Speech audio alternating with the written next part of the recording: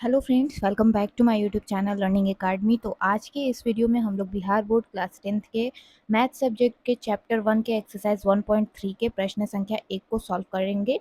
पिछली वीडियो में हम लोगों ने एक्सरसाइज 1.2 जो है वो कंप्लीट कर लिया था। तो आइए बिना टाइम वेस्ट किए आज का ये वीडियो स्टार्ट करते हैं और प्रश्न संख्या 1 जो है इसको सॉल्व करते हैं। लेकिन उससे पहले आप सभी से हमेशा की तरह एक छोटी सी रिक्वेस्ट है कि अगर आप हमारे यूट्यूब चैनल पर पहली बार विजिट कर रहे हैं तो प्लीज़ हमारे यूट्यूब चैनल को सब्सक्राइब करके बेल नोटिफिकेशन पर क्लिक कर दीजिए, जिससे आने वाले हर वीडियो, हर लाइव क्लासेस की नोटिफिकेशन आपको समय समय पर मिलती रहे। तो आइए आज का वीडियो स्टार्ट करते हैं और प्रश्न संख्या 1 को सॉल्व करते हैं। प्रश्न कह रहा है, सिद्ध कीजिए कि √5 एक अपरिमेय संख्या है। बहुत ही आसान सा सवाल है, प्रश्न मैंने पढ़ के बता दिया है। आइए अब इसको यहाँ पे हम लोग सॉल्व करते हैं। तो फ्रेंड्स, हमें इस सवाल को सॉल्व करने के लिए जो अपरिमेय संख्या दिया हुआ है यानी √5, उसको क्या करना है, उसको परिमेय संख्या मान लेना है। ठीक है, तो यहाँ पे लिखेंगे हम हल। ठीक है, और लिखेंगे माना कि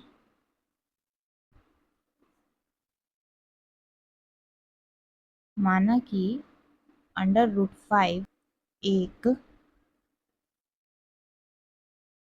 परिमेय संख्या है।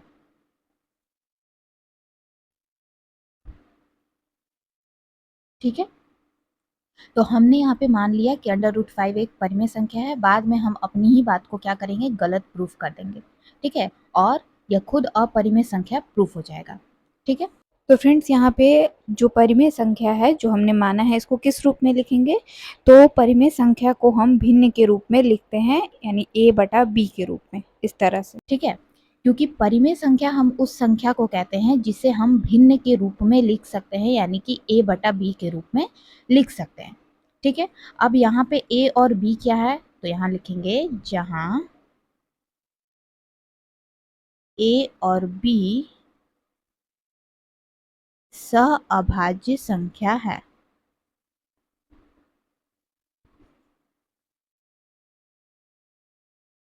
सहअभाज्य संख्या है। ठीक है, मैंने आपको क्या बताया कि √5 क्या है, हमने क्या माना है, परिमेय संख्या। और परिमेय संख्या हम उस संख्या को कहते हैं जिसे हम भिन्न के रूप में, यानी कि a/b के रूप में लिख सकते हैं। तो यहाँ हमने √5 को a/b के रूप में लिख दिया। और यहाँ जो a और b है, ये क्या है, यह सहअभाज्य संख्या है। अब आप कहेंगे कि सहअभाज्य संख्या क्या है, तो हम आपको यहाँ पे बता दें कि सहअभाज्य संख्या वैसी संख्या होती है जिसका महत्तम समापवर्तक यानी कि HCF केवल 1 होता है। ठीक है, तो आई होप कि आपको समझ में आ गया है कि सहअभाज्य संख्या क्या है। अब हमें यहाँ पे क्या करना है, अब हमें करना है दोनों पक्षों का वर्ग। लिखेंगे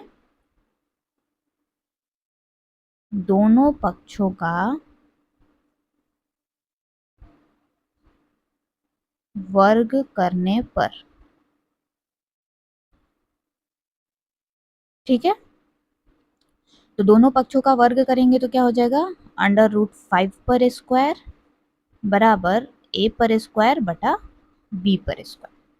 ठीक है, अब देखिए तो यहाँ पे जो स्क्वायर है ये √ उससे कैंसिल हो जाएगा। ठीक है, बच क्या गया यहाँ पे, 5 बराबर a² बटा b²। ठीक है, यहाँ पे जो चीज़ है ना वो डायरेक्ट लिखा हुआ है, क्योंकि हमें वर्ग करना था तो हम इस तरह से लिख सकते थे a/b उस पर वर्ग। ठीक है, तो आप ऐसे भी लिख सकते हैं, ऐसे भी लिख सकते हो, कोई दिक्कत नहीं है। लेकिन मैं आपको सजेस्ट यही करूंगी कि भले मैंने ये लिख दिया है, आप ऐसे लिखेंगे। ठीक है, क्योंकि हमें दोनों पक्षों का वर्ग करने को कहा था, और जब ये प्रक्रम हो जाएगा, ये प्रक्रिया हम लोग यहाँ पे कर लेंगे, उसके बाद इसको इस रूप में कर दिया जाएगा। ठीक है, तो इस तरह से मैंने लिख लिया। अब हमें क्या करना है कि इस 5 को यहाँ ले आना है। कैसे लाएंगे, तो 5b² और इधर बच गया a²। ठीक है, अब इस 5 को हम क्या करते हैं, बटे में कर देते हैं, यानी a² के नीचे ला देते हैं। कैसे लाएंगे, तो लिखेंगे b² बटा a² बटा 5। ठीक है, क्लियर है यहाँ तक। दोनों पक्षों का वर्ग करने पर जो भी चीज़ें हमें सॉल्व करनी थी वो हमने यहाँ पे कर लिया है। अब यहाँ पे समझिएगा कि यहाँ पर जो a² है उसका एक गुणनखंड 5। ठीक है, a² का एक गुणनखंड 5 है, इसलिए a का भी एक गुणनखंड क्या होगा, 5 होगा। आ रही है बात समझ में? ए स्क्वायर का एक गुणनखंड 5 होगा तो ए का भी एक गुणनखंड क्या होगा? 5 होगा। क्लियर है? तो हम यहाँ पे लिखेंगे अर्थात ए स्क्वायर का एक गुणनखंड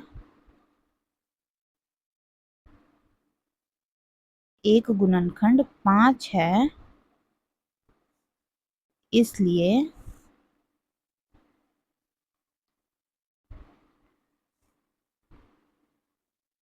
ए का भी एक गुणनखंड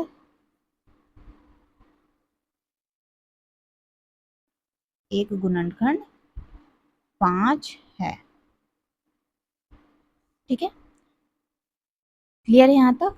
तो जैसे हमने ऊपर बनाया है अब वैसे ही यहाँ पे बनाएंगे। ठीक है, और लिखेंगे मान लिया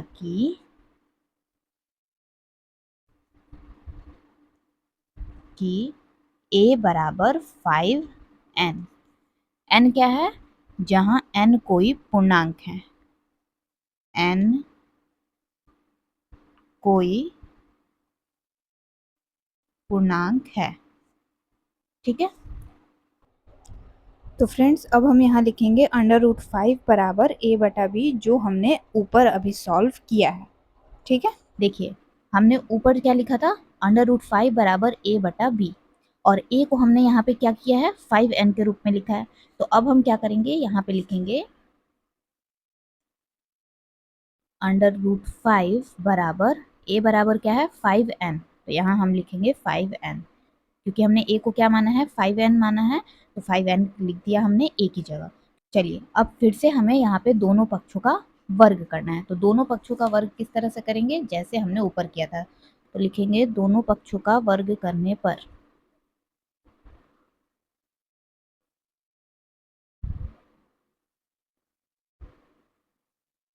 वर्ग करने पर √5 पर स्क्वायर और 5n/b पर स्क्वायर।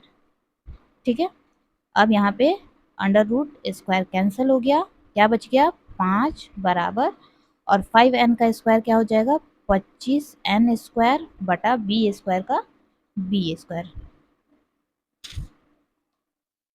क्लियर है यहाँ तक? चलिए अब बढ़ते हैं आगे।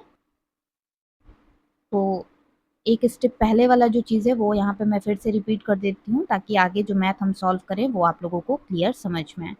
तो इसी रूप में था अभी हमारा। आप लोग ये दोबारा मत लिखिएगा, मैं आप लोगों को समझाने के लिए ये चीज़ सामने रख रही हूँ ताकि आप लोग क्लियर समझ पाए। देखिए सबसे पहले हमें क्या करना है? b² को इधर ले आना है और 5 को यहाँ ले आना है। तो हम लिखेंगे 25n²/5।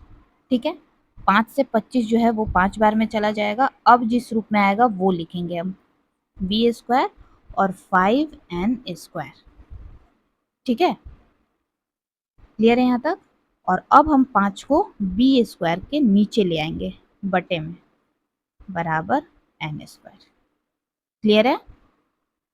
अब यहाँ पे समझिए कि अगर b² 5 से विभाजित होगा तो b जो है वो भी तो 5 से विभाजित होगा ना, है कि नहीं? और हमने क्या माना है कि a और b सहअभाज्य संख्या है। और सहअभाज्य संख्या क्या है? सहअभाज्य संख्या वैसी संख्या है जो सिर्फ एक से ही जो है उसका गुणनखंड जो होता है वो सिर्फ एक होता है। लेकिन यहाँ क्या साबित हो रहा है कि अगर a² 5 से कट रहा है तो a भी 5 से कटेगा, और b² 5 से कट रहा है तो b भी 5 से कटेगा। कि अगर a² 5 से कट रहा है तो a भी 5 से कटेगा, और यहाँ हमने लिखा कि b² अगर 5 से विभाजित हो रहा है तो b भी 5 से विभाजित होगा, है ना? आ रही बात समझ में? तो हमने जो चीज़ माना था वो यहाँ गलत साबित हो गया है। तो अब हम यहाँ पे एक स्टेटमेंट लिखेंगे कि अर्थात b² का एक गुणनखंड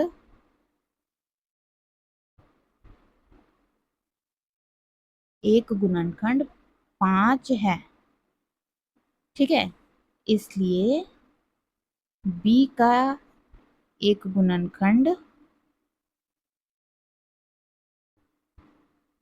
b का एक गुणनखंड 5 है।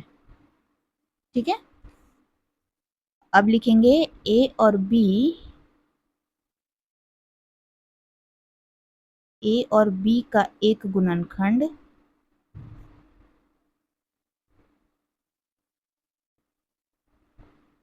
पाँच है, जो हमारी कल्पना के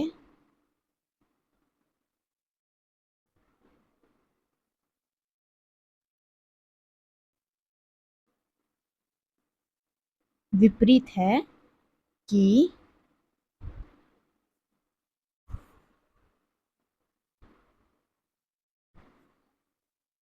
ए और बी में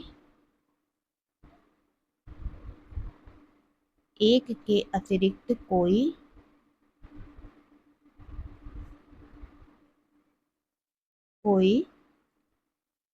उभयनिष्ठ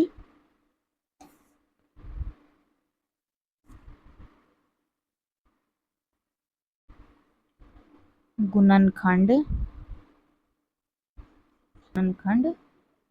नहीं है। तो इसलिए अतः √5 एक अपरिमेय संख्या है।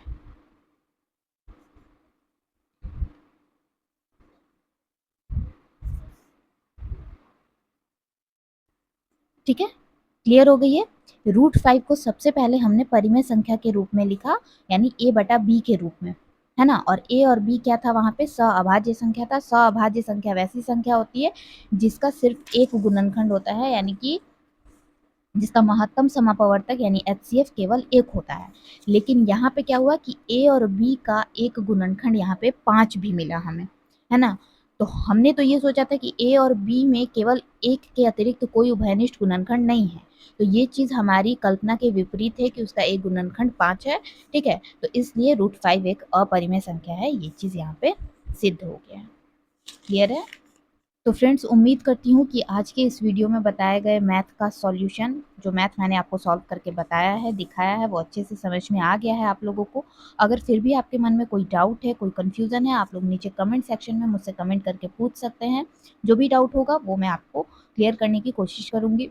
और दूसरी बात ये कि अगर आप लोग और भी किसी एक्सरसाइज को, यानी कि चैप्टर 1 के 1.1 या 1.2 को सॉल्व करना चाहते हैं, तो उसका लिंक आपको नीचे डिस्क्रिप्शन बॉक्स में मिल जाएगा। आप लोग जा करके वहाँ से देख सकते हैं और अपने जो भी प्रश्न को आप सॉल्व करने का वीडियो चाहते हैं या सॉल्व कर रहे हैं, उसमें कोई दिक्कत हो रही है, तो आप लोग को वो सारी चीज़ें उस वीडियो में मिल जाएगी।